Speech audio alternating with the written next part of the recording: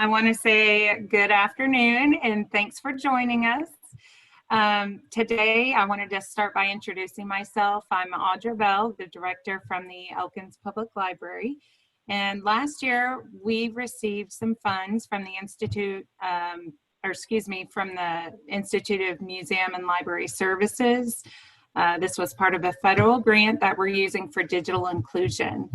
Out here in Elkins, what we would really like to do is find a way to connect with a lot of our small business owners in Northwest Arkansas, and with these funds provide some free services on how to use your business using all the digital inclusion tools that we've been able to find. So today I would like to introduce Denise Brooks. She's the founder of Alexis Information Systems. It's a digital technology agency here in Fayetteville, and today we're going to be looking at website traffic and how to get the most information we can from that. So right now I'm going to turn it over to Denise, and thank you for being here. I appreciate it.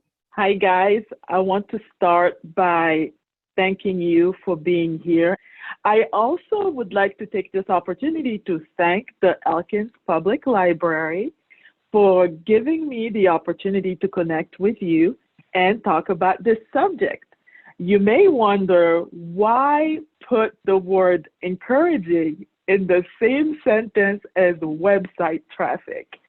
Well, you'll get to find out through this meeting as we navigate some of the Google Analytics tools that you can use to make the most out of your visibility. You are told to improve your website. How can you improve something that you do not know? With the increase of technology, with internet getting better, one of the things that also comes with that is the increase in spam. You cannot tell if that was a real visit or that was a spam or that was someone trying to hack your site. So you cannot count on the number of people that showed up. But you can learn about your website by the quality of the data that services such as Google, the one that we're going to talk about today, would have gathered for you. One of the best areas to know about your website is finding out who is interested in your website. In your Google Analytics, there is a segment called audience, and then there is an area called interest. The Affinity categories report tells you who is wandering through your website. Google has classified those categories for you. The next report that also is in the Google Analytics under audience is called the in-market segment.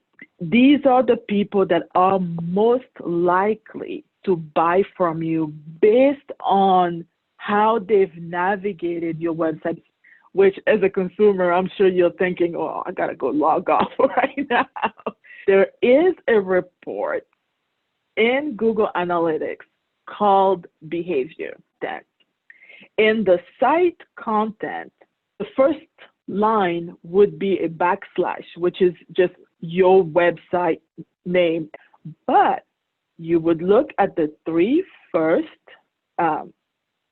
pages that were listed, plan on changing the content that is in those top 3 pages based on the segments that you learned earlier to be able to make the checkout process for them a little bit easier. So even if you're not a store, if you're just a service business, your checkout process is getting the lead to call you or getting the lead to send you an email through the contact form on your website. As you know, often when somebody's trying to find you, they will Google you. Well, most likely Google you.